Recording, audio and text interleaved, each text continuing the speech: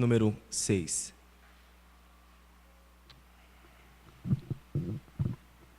Eu sei que é meio estranho e é até desconfortante para algumas pessoas me ver aqui em cima, mas eu estou aqui sobre o convite do pastor. Confesso que eu não iria aceitar, assim como eu estou recusando todos os convites que estão me fazendo a pregar em púlpitos. Eu estou recusando e estou me dedicando total ao máximo do meu tempo a visitar casas e receber pessoas em minha residência para explicitar o verdadeiro evangelho de uma forma onde nós possamos sentir e compartilhar da dor do próximo. Assim como fala lá na carta... Aumentou, hein, Léo? Assim como fala na carta, ou melhor dizendo, no livro de Atos, capítulo de número 2, onde a palavra diz que perseveravam no templo, mas tinham comunhão no partir do pão nas casas. Eu quero informar que eu não irei usar do púlpito para desabafos, e nem usar do microfone para dar indiretas. A única coisa que eu faço é explicitar a palavra do Senhor. E se você se achar acusado, não culpe a mim, culpe a Deus. Porque a única coisa que eu irei fazer é expor o texto, é expor o que Deus tem. E eu confesso que essa semana foi uma semana maravilhosa. Ontem mesmo eu pude estar visitando uma família onde eles estão muito adoecidos. E são famílias que estão na casa evangélica, são famílias que professam a fé em Cristo, mas são famílias que não têm o evangelho ainda dentro de si. Foi interessante ontem que eu cheguei lá, tão calminho, né, amor? Cheguei, não foi numa conversa, aquele senhor com aquele patrimônio milionário lá, sentado, me ouvindo. Eu estava ali numa casa onde é o sonho de qualquer pessoa ter aquela casa. E de repente, quando eu comecei a falar, eu fui tão duro e ríspido, mas eu vi lágrimas descendo ali nos olhos daquele casal, daquela filha. E eles olharam para mim e falaram: esse é o evangelho que não é pregado. E meditando a respeito da situação de ontem, exclusivamente, quando foi mais ou menos por volta de 00:30, eu estava em casa, e Deus ele já me deu um tema, a qual eu quero compartilhar com vocês, que é um livro onde eu irei escrever. Já comecei algumas coisas. O título desse livro se chama Quando o Púlpito Não é o Meu Quarto.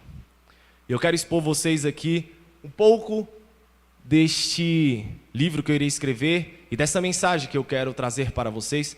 E ainda na madrugada, eu estava estudando o poder do quarto, porque o quarto, na Bíblia, ele tem um poder muito forte. O quarto, ele tem um poder intrínseco, um poder secreto, onde é revelado na palavra do Senhor que acontece milagres, acontece ressurreições, acontece intimidade. E ali eu estava ensinando no sermão a respeito de Dorcas. Quem aqui já ouviu falar de Dorcas? E eu lembro que eu avisei assim, falei: olha, quando eu começar a ensinar, vocês não vão conseguir dormir. E eu e a Soraya e a Isabel ali viramos a noite até 4h30, estudando a palavra do Senhor, a ponto de... eu não sei como elas estavam na casa delas, mas eu chorei como uma criança. E pude aprender muito com a vida daquela mulher que morava ali em Jope. Mas hoje eu quero falar explicitamente sobre o capítulo 6, sobre 4 versículos. Eu quero que você acompanhe comigo. Será uma mensagem onde nós iremos expor o texto. E eu quero que você se sinta aberto a receber a admoestação, a repreensão do Senhor. E se você achar que eu estou usando aqui para desabafo, que você depois procure o pastor e peça para ele não me convidar mais. Porque nem mesmo cobrar oferta ou colocar algum empecilho eu coloco. Quando o pastor me falou, eu disse: pastor, eu posso não ir porque eu posso visitar a minha família em Goiânia, mas se eu estiver aqui eu quero sim lhe ajudar. Então vamos à palavra do Senhor. Depois dessa saudação é muito importante, até porque se trata de uma instituição, nós temos que saudar, porque aqui é o ponto onde saem todas as palavras. Guardai-vos de fazer a vossa esmola diante dos homens, para ser vistos por eles. Aliás, não tereis galardão junto de vosso Pai que estás no céu? Ou melhor dizendo, aqui é uma afirmação, né? Não tereis galardão junto de vosso Pai que estás nos céus. É uma afirmação.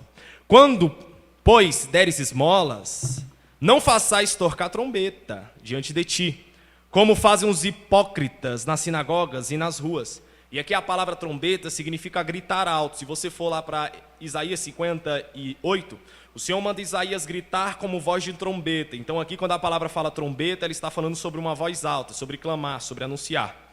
Continuando, para serem glorificados pelos homens, em verdade vos digo que já receberam o seu galardão.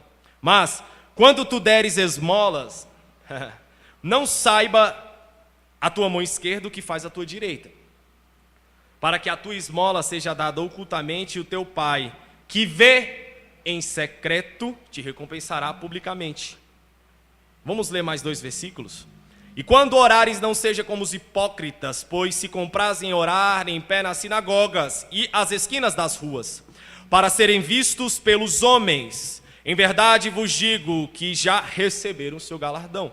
Mas tu, quando orares, entra no teu aposento e fechando a tua porta, aqui é um gerúndio contínuo, ora ao teu pai, que vê que está em oculto, e o teu pai que vê o que está em oculto, te recompensará. Eu quis frisar aqui porque esses textos simples, eles passam desapercebidos, principalmente para nós que, ou para vocês, ou para aqueles que abrem a palavra do Senhor só quando estão aqui. E é interessante que aqui revela muitas coisas, aqui que eu falo templo. E é interessante que o templo revela muitas facetas de pessoas que não levantam as mãos quando estão no trabalho, não levantam as mãos quando estão em público, mas quando entram aqui, entram em estado de transe, onde levantam a mão, onde choram, onde profetizam, onde fazem tudo. E parece que quando sai aquela transe que está arremetida ao templo, passa. E essas criptografias que tem na palavra do Senhor, ela só pode ser vista e entendida para aqueles que leem a palavra do Senhor, não para pregar. Porque existem pessoas que leem a palavra do Senhor para pregar. Existem pessoas que quando elas estão lendo a palavra do Senhor, elas já lembram, isso aqui serve para o meu pai, isso aqui serve para o meu irmão, isso aqui serve para fulano, para ciclano. E é interessante que as Bíblias só são marcadas quando há uma pregação à vista, né? O pastor te liga e fala, olha, você está com a oportunidade de pregar domingo. É interessante que você passa vigílias estudando a palavra do Senhor. E o que deveria ser contínuo passa a ser esporádico. Esporádico para mostrar o que está aqui. Então, é com base nesses versículos que eu quero explicitar aqui a respeito de quando o púlpito não é o meu quarto. Porque Cristo, até o capítulo 7, ele vem ensinando sobre o que é o verdadeiro evangelho. Eu ouso dizer que se você quer ter o Novo Testamento em suas mãos, infalível, você pode simplesmente ter esses 7 capítulos aí de Mateus, que já são suficientes e mais do que suficientes, para garantir a sua salvação, para garantir a sua disciplina, para garantir o seu conhecimento. Cristo, ele quando vem, eu já falei isso aqui diversas vezes aqui na pregação, nesse púlpito, nesse microfone. Cristo quando ele vem ensinando primeiramente sobre a cura de dentro para fora. Do capítulo 1 ao capítulo 7, você não vai ver nenhuma cura física, você não vai ver nenhuma manifestação de um milagre, de uma cura de um leproso, de uma cura de um coxo, de uma cura de um cego, de uma cura de um homem pobre. Você vai ver Cristo curando a alma, que esse é o objetivo do reino de Deus, esse é o objetivo a qual Cristo, encarnado, sendo Deus, representando Deus e combatendo contra Deus, como Romanos fala que Deus estava em Cristo reconciliando, ou Cristo, sendo Deus, estava reconciliando o homem com Deus, ou seja, se o homem estava contra Deus e Cristo era Deus, Deus estava combatendo Deus em Cristo, porque Cristo era Deus. Então Deus lutou contra Deus e Deus venceu Deus, Deus perdeu Deus por tua causa, ou por aqueles que foram eleitos, ou por aqueles que alcançarão, ou por aqueles que foram alcançados. Agora, Cristo quando ele vem ensinando essas verdades, quando o autor de Mateus, quando este homem aqui ele vem explicitando o que acontece no ministério de Cristo, e nós vamos vendo que Cristo ele vem ensinando a respeito das grandes verdades da vida. O capítulo 6 é um capítulo onde mostra como Deus se trata estando à tua frente. Eu quero repetir. Como Deus se trata, ou como Deus é tratado, estando à sua frente. Diferente de tudo que você já ouviu sobre oração, e eu ouso dizer que poucos sabem o que é oração. Oração não é falar com Deus, oração é estar com Deus. Oração, ela não é algo que você fala e Deus escuta, porque a própria palavra vem dizendo que quando entrares no quarto, atenta para o teu Deus que te vê. E o Deus que vê não é o Deus que escuta, é o Deus que está. E aqui quando a palavra vem dizendo no capítulo 6, e já vem explicitando essa verdade maravilhosa, Primeiramente, o capítulo 1 já vem derrubando toda a religião que você pode ter intrínseca dentro de você. O capítulo 1 vem falando que cuidado para quando você for fazer esmolas diante dos homens, para que você não possa ser visto por eles. E eu admiro muito isso, porque Cristo, quando ele vai fazer uma excursão a Tiro e Sidom, a palavra diz que ele estava ali na circunvizinhança, e a palavra fala lá em Marcos, que ele não queria ser notado naquela cidade, mas aquela mulher Ciro-fenícia, ou aquela mulher cananeia, ela descobre que Cristo está na cidade e vai o importunar lá, pedindo para que Cristo livre a sua filha daquele demônio que a importunava. E é interessante que Cristo mesmo, sendo Deus, sendo a própria luz do meio-dia, ele mesmo sabe ser discreto. Diferente de você que não passa e não supera as suas próprias necessidades fisiológicas, você quer ser mostrado, você quer que todo mundo saiba que você é cristão. Afinal, todos possam saber que você canta bem, que você prega bem, que você tem o uniforme de um cristão, você tem a maquiagem de uma cristã, você tem o salto alto e a fita métrica da santidade. A sua saia está no comprimento exato para o anjo chegar e te levar para o céu. A tua santidade, ela é tão posta para fora, a ponto de que aqueles que te veem externamente passando na rua, eles possam oxalá dizendo: eis aí que vai um grande homem de Deus. Mas se entrarem na tua casa, toda a fortaleza seria desconstruída, porque na cara você é algo, mas no coração é totalmente diferente. E eu quero te assustar, dizer que Deus não se relaciona com você que se manifesta em público. Deus não se manifesta com a líder Clédina das senhoras. Deus não se manifesta com o ministro de louvor Emerson. Deus não se manifesta com o pastor Joel, não. Deus se manifesta com o indivíduo que você é quando ninguém está vendo. Porque cargos para Deus não são interpretados. Até porque você só tem cargos porque Ele permite. Você só tem dons porque Ele te dá. Dons são presentes de Deus. Eu ouço dizer que dom é como se fosse um espirro de Deus. Dom é algo que Deus não precisa para si. Ele te dá para que você possa se assemelhar a Ele. Agora, é interessante que a palavra vem dizendo que Cristo ensinando, não sou eu. Ele fala que para quando você for dar esmolas, não saibas em público o que você está fazendo. E lá no grego a palavra esmola significa eleus. E a mesma palavra onde Cornélio, no capítulo 10, versículo 31, a palavra do Senhor vem dizendo que Cornélio estava 4 dias em jejum, porque ele necessitava e ansiava receber o evangelho, a qual estava sendo pregado só para os judeus. Pedro, no capítulo 9 faz a sua excursão a Lida, cura Enéas. Depois, sabem que Dorcas está morta, vai a Jope, ora por Dorcas, Dorcas é ressurreta. Depois fica na casa de Simão, curtidor de couros, onde Deus estava ensinando ele que deveria se desprender de toda a religiosidade, porque Pedro era judeu, e ele ficando na casa de um homem, que era curtidor de peles, que era curtidor de couro, ele estava na casa de um homem que tinha animais imundos no seu quintal. Ou seja, Deus estava ensinando para Pedro o que é a verdadeira face do evangelho. Pedro, ele vai sobre uma ordem explícita de Deus para a casa de Cornélio. Cornélio, ele muito bem deixa escrito ali na sua história de vida, que no versículo 31 do capítulo 10, o próprio Deus fala com Cornélio, mediante a um anjo, e diz: Cornélio, eu ouvi a tua oração. Cornélio, as tuas esmolas estão no meu memorial. E poucas pessoas sabem que Deus tem um memorial. Deus tem um memorial porque no versículo 16 do capítulo 3 de Malaquias, a palavra diz que o Senhor, Ele atenta para as esmolas que estão guardadas em seu memorial. Mas, infelizmente, o vernáculo etimológico da palavra esmolas no português é muito fraco, é muito chulo, é muito pobre, é muito raso. Esmola significa muito mais do que você dar dinheiro a alguém.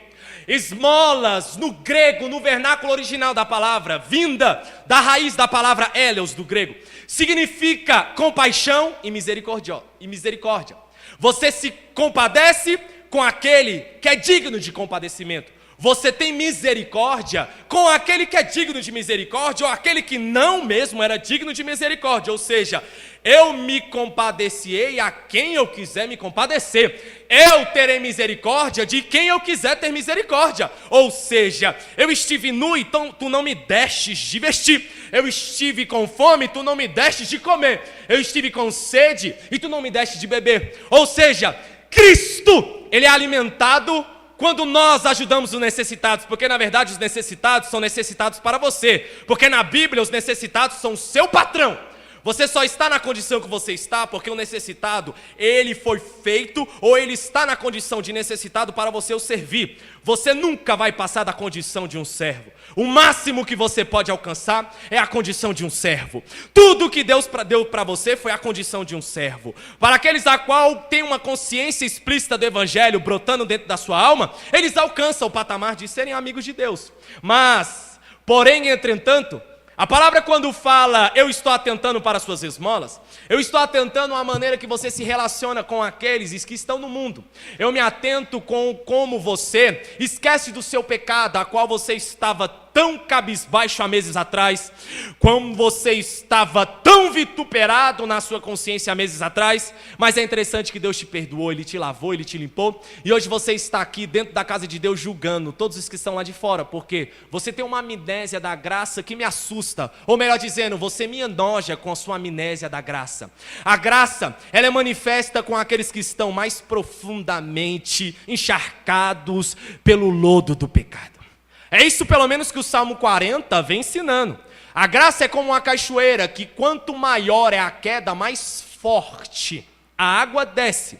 A graça, ela não tem tempo, não tem linearidade. A graça, ela tinha que te marcar como marcou Caim. Aquele que machucar Caim ou ferir Caim, 7 vezes mais será vingado. A graça, ela não tinha que ficar nas suas sinapses memoriais para você esquecer. A graça, ela tinha que estar intrínseca no teu coração. A graça, ela tinha que tirar o teu sono. A graça, ela tinha que te falar que você não tinha o direito de existir. E não tendo o direito de existir, o Cordeiro morreu antes de haver a morte. Deus, antes de criar a vida, morre para que você tenha direito à vida. Ou seja, graça, etimologicamente falando, significa favor imerecido. Mas, biblicamente, não significa favor imerecido.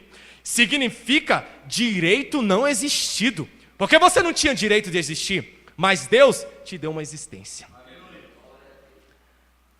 Dar esmolas e praticar compaixão é você saber que o poder que você tem não foi feito para você pisar em alguém.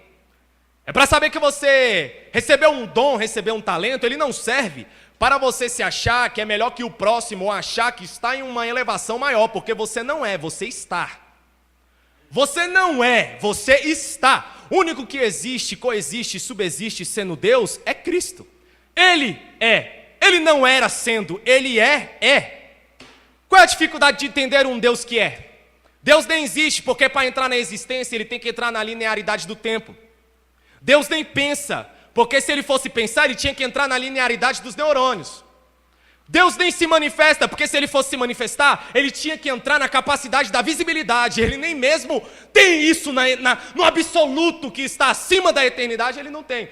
Ou seja, tudo que nós possamos pensar em Deus, ainda é muito pouco relacionado ao que ele é. Mas quando Cristo vem falando para você dar uma esmola e não saber o que o outro sabe, para não serem vistos por eles oriais. Se vocês forem vistos pelo próximo dando esmola ou praticando compaixão, vocês perderão o galardão que está no céu. E é interessante que eu fico vendo as pessoas evangelizando. Eu admiro o método sul-americano, o método norte-americano herdado pela igreja que veio aqui, né? Desceu e estabeleceu a sua colônia. Eu fico admirado com o método de evangelismo. Pega um papel, compra um carimbo. Carimba o endereço atrás do papel. Sai nas ruas entregando o papel. Se isso for evangelismo, eu não acredito nesse tipo de evangelismo. Evangelismo não é um método que se instala fora de você. Evangelismo é você. Evangelismo é todas as camadas sociais que Deus te embutiu nela para você proclamar que você é uma nova criatura e que existe um reino intangível. Isso é uma maneira de evangelismo. Evangelismo e missões não são um chamado, porque se você está esperando se tem um chamado missionário, eu ouso dizer que você vai morrer sem nunca ter esse chamado manifesto, porque o nome de Cristo é um chamado. O nome de Cristo é um chamado para a morte, não para a vida. É um chamado para a vituperação e não pela glória. O chamado de Cristo é um chamado para serventia e não para ser patrão. O evangelismo, ele não é simplesmente você sair condenando os que estão na rua sem saber por que ele está na rua. Não é você condenar quem fuma um maço de cigarro por dia sem saber o que significa um maço de cigarro. Não é você condenar uma prostituta que se prostitui sem saber o porquê ela se prostitui. Não é você condenar um pinguço ou um alcoólatra sem saber por que ele bebe. Afinal, ele explicita o seu pecado, diferente que você que esconde aqui, tenta colocar uma máscara a ponto de que Deus ele tem que se relacionar com você só nos cultos à noite e não se relaciona com você cotidianamente. E é muito forte isso, porque as pessoas hoje não têm mais coragem de jogar na cara ou colocar o evangelho à face como Deus mesmo nos convocou e nos vocacionou, porque são idólatras de si mesmo, porque pregam mensagens que agradam porque não querem que sua face ou que sua reputação se acabe. É interessante que reputação, Deus não precisa da tua reputação. Deus não precisa da sua evidência. Deus nem precisa do teu intelecto. Na verdade, você é simplesmente um instrumento. É simplesmente um instrumento. Mas não, vamos matar aqueles que falam a verdade e vamos trazer às nossas casas aqueles que nos confortam. Porque Paulo fala no capítulo 3 de 2 Timóteo, chegará um tempo que terão comichões nos ouvidos, chegará um tempo que não suportarão a sã doutrina, bajulando mestres para si mesmos a ponto de ouvir aquilo que é confortável. E é então que se instala, se o mundo te aceita confortavelmente, você não tem Cristo. Eu aceito a tua religião, que eu mesmo nem a professo, o ser evangélico. Não sou evangélico e jamais me colocarei nessa condição alienadora de ser. Sou discípulo de Cristo, é muito melhor. E esse é fato, quando Cristo ele explicita e deixa claro que o que você faz em oculto é muito mais importante do que você faz em público.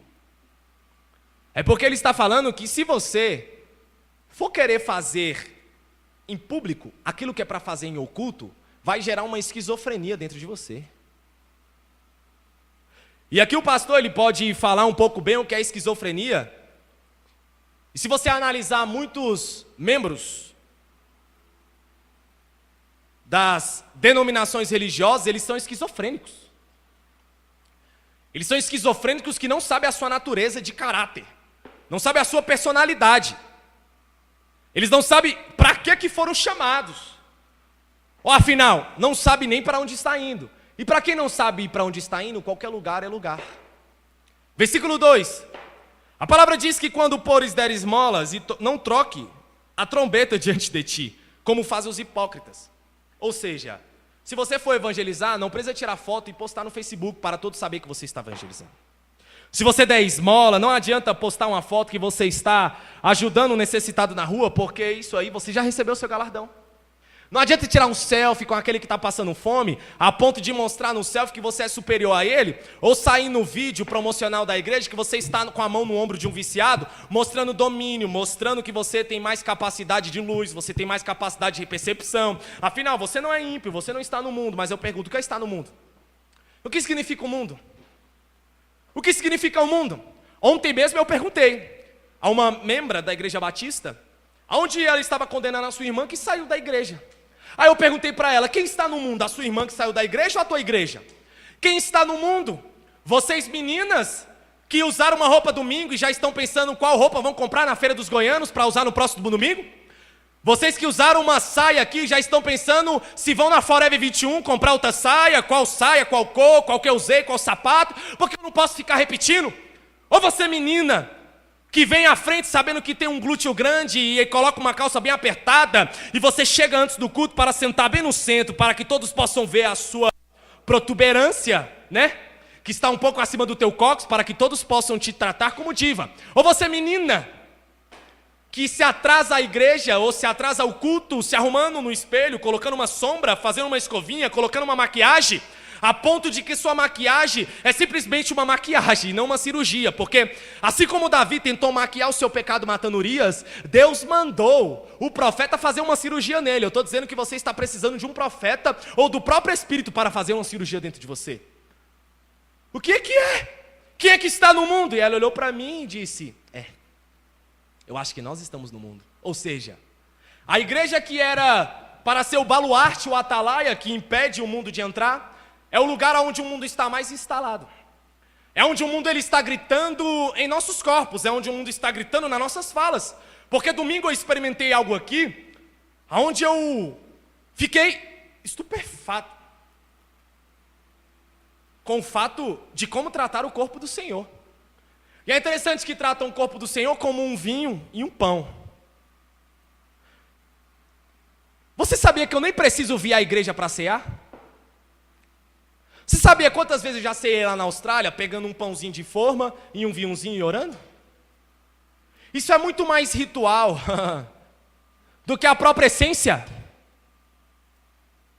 Porque eu quero fazer uma pergunta, o ladrão da cruz, ele ceiou, Léo? Dorcas, aonde uma mulher que Pedro teve vergonha de estar na presença dela, e não tinha visto Cristo em carne, não tinha visto Cristo assunto aos céus em Betânia do Norte, não tinha estado no cenáculo no Pentecoste, mas era mais digna do que Pedro. Ou seja, a própria palavra diz que quando Pedro, no final do capítulo 10, ele fala, verdadeiramente Deus não faz acepção de pessoas, antes, ele se importa só com aquele que é justo e reto em seu coração. E até aqui então, esse ato de você provocar esmolas para os outros verem, não adiantou em nada. E é aqui que eu quero chegar. E se eu falar que a tua religião é a tua esmola? E se eu falar que você se acha assim melhor do que os outros? Porque você está a um ponto onde você conhece a verdade, ou melhor dizendo, você escuta a verdade, mas conhecer? E se nós formos fazer um censo nessa igreja e perguntar o que é salvação, quem me responderia? E se nós formos perguntar, conte para mim a história do Espírito Santo na carta sagrada, ou conte para mim a doutrina da salvação, o que é preciso para ser salvo, ou conte para mim, existe o inferno ou não existe o inferno? Conte para mim, o que é o céu? Conte para mim o que é o inferno? Conte para mim, Deus era homem ou Deus era carne? Ou Deus era Deus? Ou Cristo era Deus, melhor dizendo, ou Cristo era homem? São perguntas básicas, onde se nós formos questionados, nós somos desconstruídos. Quando você fizer uma esmola com sua mão direita, não deixe a mão esquerda saber, ou seja, não aplauda aquilo que você faz em público, porque se você quiser aplaudir aquilo que você faz em público, você está tirando a recompensa que vem no secreto. Não precisa que o Facebook saiba que você é crente. Eu quero saber se a tua namorada sabe que você é crente quando ela está com aquela saia bem apertada, quando está naquele beco bem escuro no carro com vidro fumê. Aí eu quero saber se ela sabe se você é tão santo. Eu quero saber se o sofá da tua casa sabe que a tua língua proclama ao Senhor. Oxalá perguntássemos qual passagem bíblica estava aqui, o hino que louvaram, aonde está? Não se turbe o vosso coração, crede em Deus e também em mim. Na casa de meu pai há muitas moradas, porque se não fosse assim eu não vos teria dito, vou preparar-vos um lugar, eu virei e vos levarei para mim mesmo. Qual passagem está aí? João 14. Então para que louvar João 14 e não ter João 14 dentro de si? Para que ter uma liturgia onde nós sabemos a hora de bater palma, a hora de levantar, a hora de sentar, a hora de rodopiar, a hora de vir com a roupa de uma cor, a hora de vir com a roupa de outra cor? Mas na verdade é o que a sua alma representa. O que a tua própria alma diz para o mundo que você é. Ou tudo que você fez até hoje foi para que as pessoas vejam em você um tipo de religião, para que parem de te condenar, mas você não sabe que você usando uma religião que tem o nome de Deus, as pessoas deixam de acreditar em Deus por tua culpa, porque Cristo mesmo falou, Pai, para que eles creiam, para que o mundo creia em vós, sejais um, assim como eu e o Pai somos um. Mas não.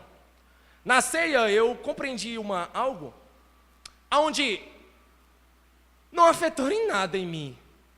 Mas é interessante que na ceia nós vemos, tem um contingente da igreja e 70% da própria igreja não te cumprimenta com a paz do Senhor. E eu fico interessante que essas pessoas têm coragem de pegar no pão de Cristo.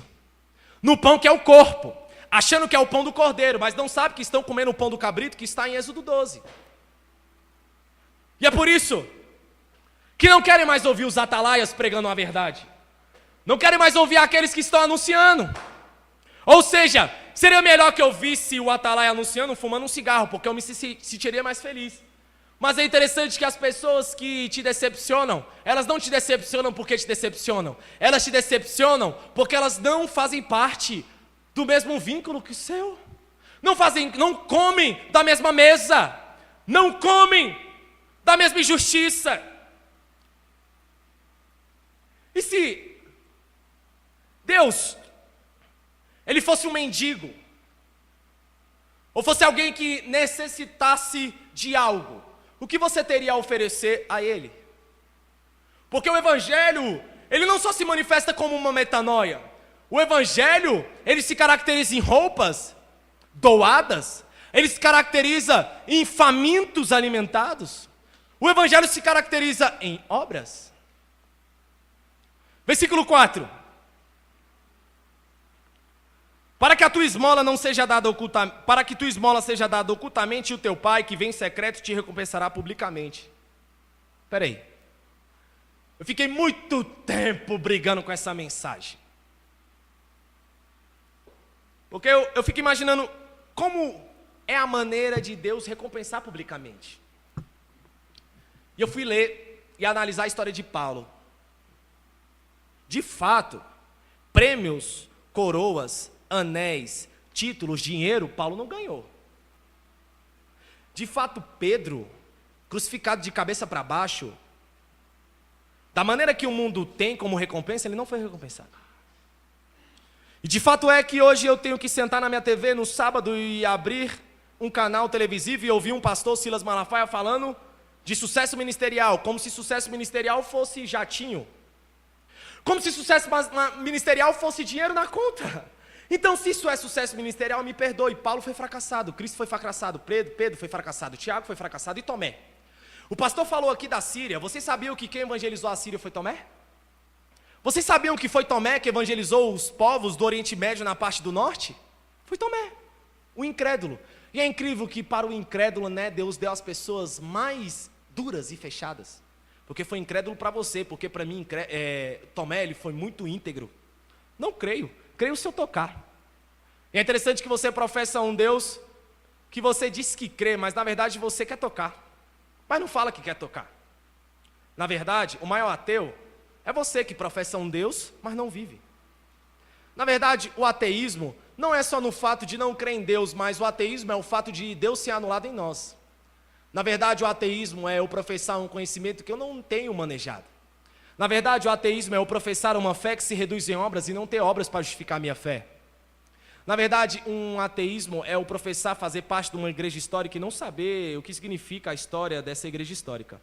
Na verdade, os maiores ateus são os crentes, porque eles dão valor a uma sandália que está virada de cabeça para baixo, eles dão valor a um cordão, eles dão valor a uma pinga que está consagrada a Beuzebu, eles dão valor a uma mandinga do espírita, dizendo que estão amaldiçoados porque passaram em frente ao terreiro e ele olhou, colocou quebrante, e isso vai chegar até você. Eu quero te dizer que todos os principados e potestades foram desposados na cruz. Satanás, o poder dele é tão relativamente pequeno em relação à tua vida, que Cristo nunca mandou você o combater, só disse resistam.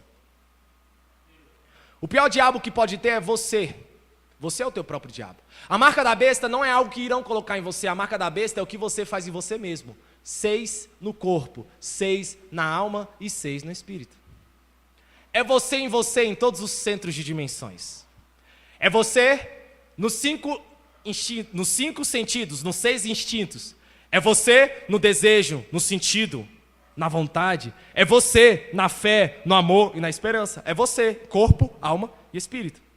Aí Cristo, no versículo 5, após ele desmascarar os próprios discípulos, que também não estavam escapando disso, ele estava trazendo uma mensagem dura. No versículo 5 é engraçado, que ele vem ensinando como orar, e aqueles fariseus estavam ali na sinagoga dizendo: bem-aventurado eu que não sou um publicano, bem-aventurado eu que sou puro, que guardo o sabá. E sabia que você guarda também um sabá? Você sabatizou o domingo. O domingo é tão sagrado para você que nem sexo pode ter de domingo. É de Deus o domingo. O domingo é o dia onde eu coloco um terno, uma gravata. O domingo é um dia onde eu não posso pecar. E é incrível que o domingo, ele grita no sábado. E no sábado, eu não peco, porque se eu pecar sábado, o meu pecado vai estar fresco no domingo de manhã. Então é o melhor pecar na sexta, que eu tenho 24 horas para o pecado sair do meu corpo. Eu não vou olhar aquela ceia imoral não, porque afinal, amanhã tem ceia. Eu vou esperar na segunda, porque já passou a ceia, minha conta já foi zerada. Ó hipócritas, vós que gritais nas sinagogas e dizei que conhecereis o vosso Deus, vós que querem ser vistos nas esquinas, nas ruas, em todo lugar. E é importante que o nosso vizinho não sabe do que tem no nosso coração, mas ele sabe a roupa que a gente veste. Porque ele tem que ver que eu sou crente. Ele tem que ver que eu sou Bíblia. Ele tem que ver que eu carrego a Bíblia embaixo do braço, mas eu não carrego ela dentro do meu coração. E é incrível que o índice, eu quero falar aqui que o índice, tá, de números, de mulheres grávidas antes do casamento é maior de dentro da igreja do que fora. O índice de homossexuais é maior dentro da igreja do que fora. O índice de ladrões que saem para a sociedade é maior dentro da igreja do que fora. Eu conheço pessoas que falam, não, nunca vou entrar numa igreja na minha vida. Eu falo, continue assim, não perca a tua salvação. Porque se tu conhecer o sistema, você vai se decepcionar. A ponto de que as pessoas estão frustradas por causa desses fariseus que estão na praça, gritando uma santidade, e estão rejeitando uma compaixão. Eles nem vão para o céu e nem deixam ninguém subir. Fica na porta do céu dizendo, eu não subo, mas também tu não sobe. Eu não vou, mas tu também não vai. Fica 30 dias sem vir à igreja. Eu fui expulso dessa igreja sem saber. O meu codinome é desigrejado. Que eu seja um desigrejado e condenado ao fogo do inferno. No dia você saberá se eu fui para o inferno ou não. Agora o interessante é saber o que é o inferno para você.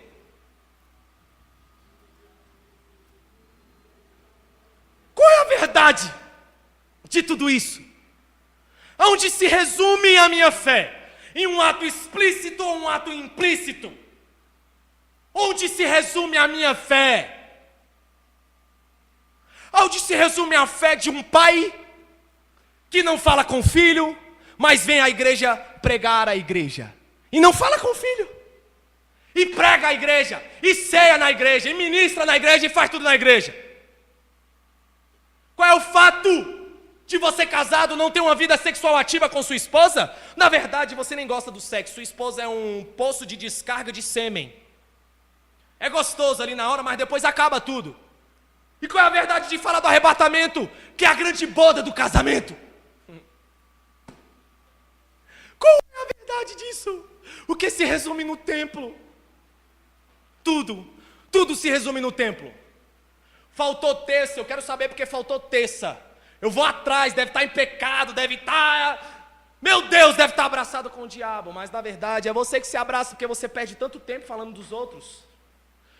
Perde tanto tempo, eu não entendo porque perdem tanto tempo falando dos outros.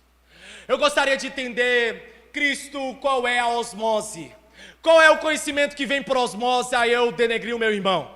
Eu gostaria de saber, Cristo, qual é o conhecimento que vem de eu ficar jogando conversa fora da hora que eu acordo, da hora que eu durmo. Eu não consigo compreender por que ficar rancoroso por 10 dias e não deixar para ficar rancoroso só 1 ano. Eu não entendo para que acordar e carregar um rancor que ficou no dia passado. Eu também não entendo por que dormir e levar um rancor para a cama. Porque na verdade as pessoas estão tão rancorosas que quem produz a paz delas são laboratórios farmacêuticos. É o Rivotril, é o Dramin. As pessoas estão mais dependentes de remédio do que do Espírito Santo. As pessoas falam mais de Deus do que com o próprio Deus. E é esse farisaísmo que Cristo vem derrubando. E no versículo 6 vem a maior verdade. Mas tu, quando orares, entra no teu aposento. Ah, meu Deus, aposento.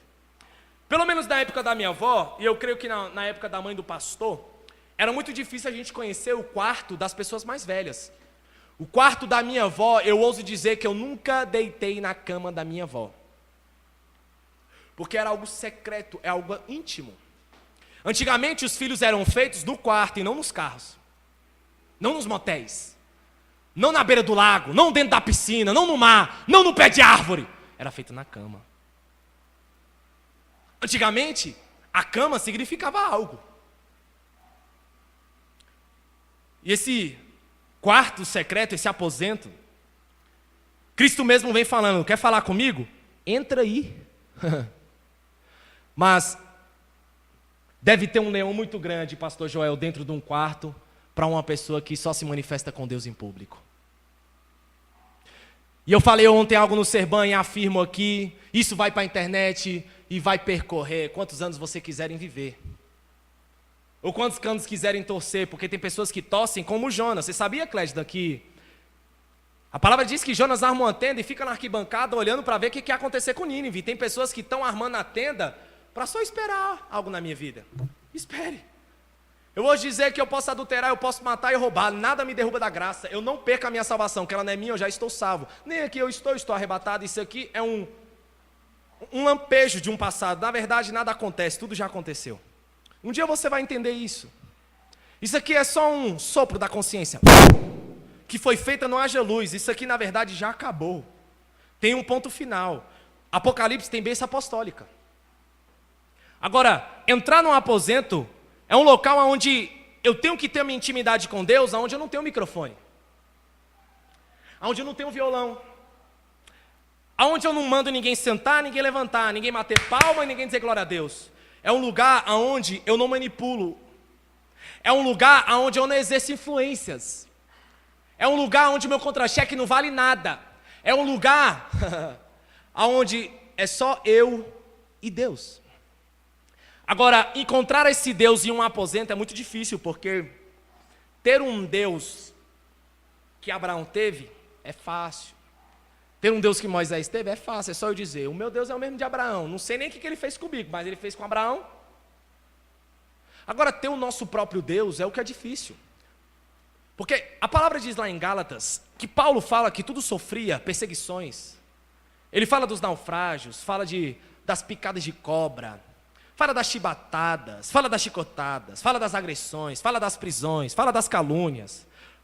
Fala de tudo, mas ele diz, tudo suporto, para que Cristo seja gerado em vós.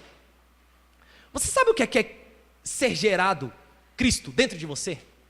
Você já imaginou Cristo rompendo tudo dentro de você? Toda a parede intestinal, todos os fígados, todos os rins, todo o intestino grosso, intestino delgado, pulmão, coração, a ponto de Cristo fazer assim dentro de você. Pum! Tô dentro. É difícil. É difícil porque entrar nesse aposento e fechar a porta, meu Deus, é falar assim, não aos aplausos, não às honras, não às roupas glamourosas que eu coloco para ir ao culto. É agora eu e Deus. Mas hoje, as pessoas estão tão adoecidas com o púlpito, estão tão adoecidas com o microfone, que o quarto que era para ser o púlpito dela, aonde ela ministra, aonde ela louva, ou aonde ele louva, aonde ele ministra, aonde ele entoa cânticos, aonde entoa salmos, não é o púlpito da vida dele. Na verdade, a intimidade com Deus não é púlpito. O púlpito dele é tijolo, é porcelanato, é cerâmica, é visibilidade. Então o púlpito se difere do meu quarto, a ponto de que o meu quarto tinha que ser o meu púlpito. E aonde nós colocamos a manifestação em um Deus, quando todos estão nos vendo?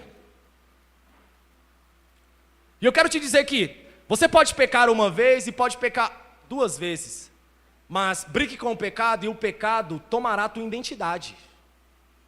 Minta e continue mentindo, que a mentira roubará a tua identidade. A palavra diz que quando é para entrar num quarto, Deus vê. E essa palavra, ela me machuca. Porque não está dizendo que Deus está com o ouvido. A palavra está dizendo que Deus vê. E Deus vê é como se trouxesse o sentido que ele está face a face. Vamos, filho, agora eu e você. Eu versus Deus. Não é eu chegar aí, Pai amado, Pai querido, Pai das luzes. Não. É você chegar aí, se Deus for um cara para você, cara, quero te dizer, cara. Ou se Deus for um papaizinho, papaizinho. Ou se Deus for Senhor, Senhor. Ou se Deus for o eterno, eterno. Mas é onde você consegue produzir músicas, hinos e canções. Mas não, para que eu vou produzir canção? Se o Anderson Freire consegue produzir uma música determinista herege, que você é um espelho que reflete a imagem do Senhor. Se você é um espelho que reflete a imagem do Senhor, eu quero te dizer que o Senhor que é refletido na tua imagem não é o meu Deus. Não chore se o mundo ainda não te notou. E o que fala em Filipenses, então, 2? Todos têm que saber que nós somos cristãos. E o que fala, então, em Atos 11? Que os discípulos foram chamados a primeira vez de cristão porque eles foram notados pela sociedade. E o que diz aí, então, que Deus rejeita, sim, oração, Deus rejeita, sim, louvor, em Tiago, em Isaías, em Josué, em Amós 5, em Josué, em Jeremias, em Isaías, em Ezequiel. Não. Deus tem que se manifestar a maneira que eu quero que Ele se manifeste. Agora, Deus quando fala, entra para o teu quarto, fala com o teu pai, secretamente. Não usando de vã repetições como fazem os gentios, o pai vê o que está em oculto. Então, o que é que está em oculto? É o que você revela quando ninguém está te vendo. É quando você tira a máscara, que ninguém reconhece mesmo que você não é tudo aquilo que você diz que você é. Quando você entra no quarto e se manifesta com Deus em secreto, é onde Deus vê que você não é tão macho assim. Ou que você também não é tão mulher assim. Quando você entra num quarto secreto, é interessante que Satanás ele consegue destruir as nossas orações antes mesmo delas acontecerem, porque Deus te chama para entrar no quarto, mas a notícia do jornal não deixa você ir. Você perde tempo porque você tem que receber mais informações, e quanto melhor a informação for, quanto mais santa for, ela fala mais alto do que seu momento com Deus. Satanás consegue destruir o teu momento com Deus antes mesmo de você o ter. E é muito difícil vocês jovens me compreenderem, pode até me odiar, eu sei que eu vou sair daqui, vão perder mais tempo falando da mensagem e da maneira que eu estava pregando do que mesmo absorvê-la, mas que isso se exploda como explodiu o Big Bang para toda a criação do mundo. O que eu estou falando é que misericórdia dos corações que professam a Deus. Misericórdia dos corações que dizem, eu sou cristão, misericórdia. Misericórdia, porque o pai está lá no oculto vendo tudo e está enxergando. Não, eu sei que não é assim. Vai, fala para mim, confessa. Vai, conta para mim aí o que é que tem aí. Fala, você não crê mesmo em mim. Fala, você não confia na minha vontade. Pode falar, você está com medo. Pode falar, você pecou porque você quis. E é interessante que nós nos ajoelhamos para justificar nossos pecados, sendo que ele já foi justificado na cruz. E os jovens, para me entender hoje é difícil, porque eu tive disciplina. Eu tenho devocionais. Chame a minha esposa, eu coloco ela aqui na frente. Pergunte para ela, a primeira coisa que eu faço quando eu acordo, é glória a Deus. Eu tenho uma meditação, não dou nem bom dia para ela. Não dou bom dia para ela, porque eu acabei de vir da eternidade, eu tenho coisas para colocar nos meus raciocínios, colocar nas informações bíblicas que eu tenho, colocar nas pontes do meu coração, colocar nas cisternas que foram cavadas dentro da minha alma. Eu tenho que preenchê-las. Eu tenho que ter meu momento. Eu coloco meu fone de ouvido e fico lá, igual um alienado. A ponto de chegar ontem e falar, você ficou maluco, louco, tudo para você é Deus. Ué, mas seria o quê? Seria o quê? Disciplina. Tem a disciplina de devocionais. Mas Danilo, Deus manda orar sem cessar. Claro, Colossenses. Te dar uma dica, Colossenses.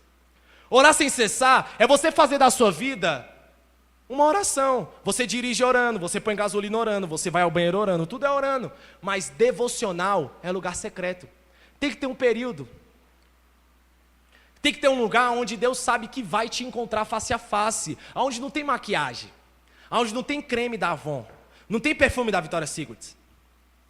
Não!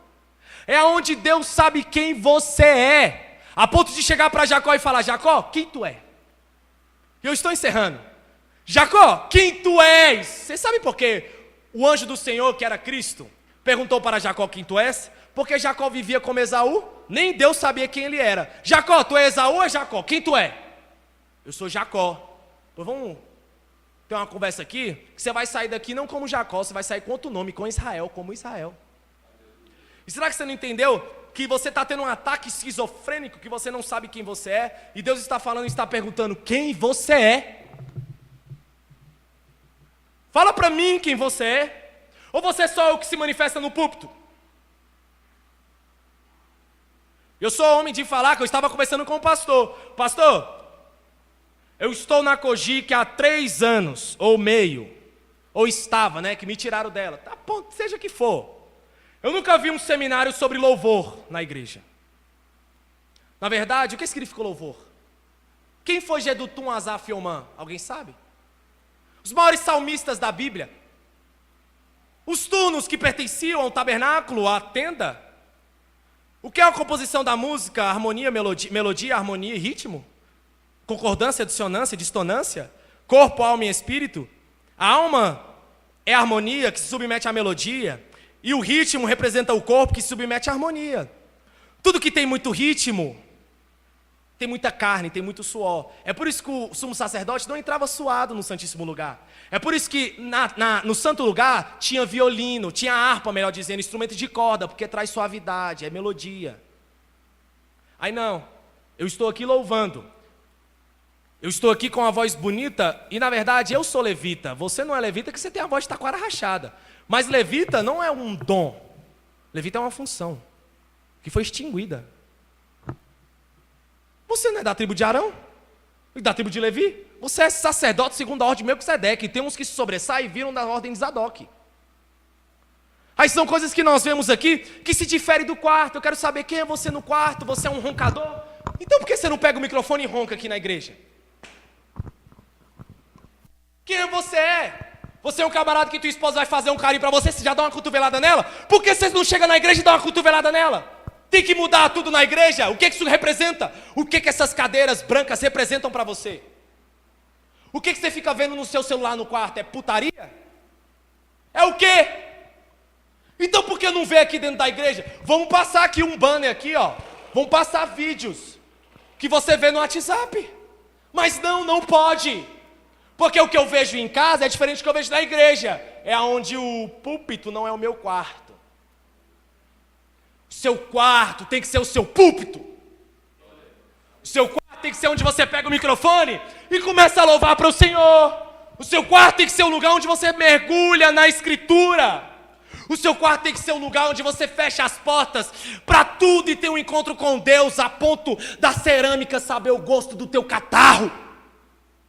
Porque senão nada vai te salvar. Você não vai ser um missionário que vai salvar o mundo. O que adianta ganhar o mundo e perder a alma? O que traz fortificação à alma é intimidade com Deus. Intimidade com Deus nós não temos em grupo. Intimidade com Deus nós não temos em aglomerações. Intimidade com Deus nós só temos a sós.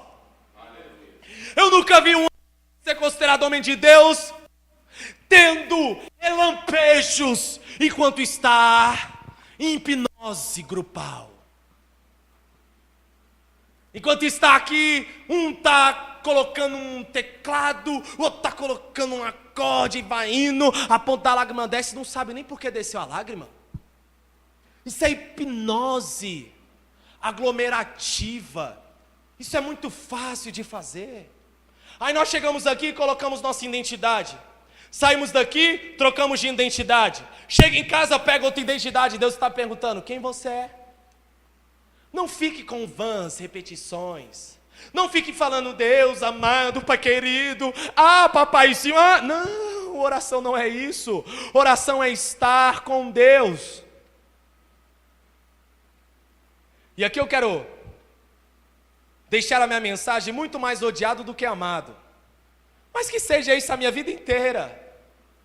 Foi por isso que no meu próprio Facebook, quero deixar aqui um manifesto, estou excluindo todas as pessoas da Cogic, não quero no meu Facebook.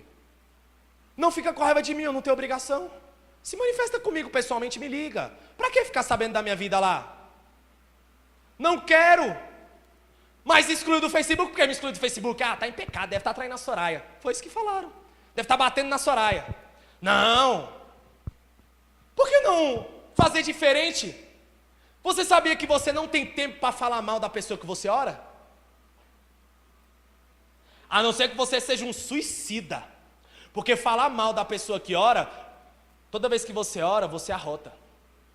E o próprio Deus falou, para que vossos pecados sejam perdoados, perdoa aí, calma. Você não está entendendo, ninguém vem ao Pai a não ser por Cristo, ninguém vem por Cristo a não ser por semelhante, ou seja, ninguém vai a Deus a não ser pelo próximo.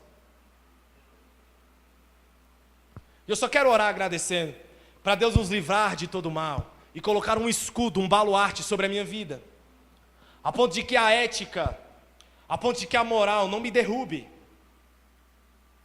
a ponto de que eu achar que por ter um dom, uma retórica, ou por ter um vasto, ou um pequeno, ou um insignificante conhecimento, não me faça perder e nem trocar o meu quarto, porque eu não troco igreja, eu não troco lugar, eu não troco prazeres, eu não troco bebidas, eu não troco comida pelo meu quarto.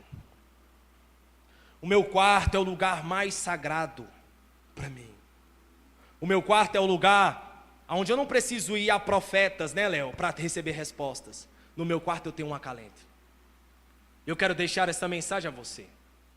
Que seu púlpito seja o seu quarto. Deus,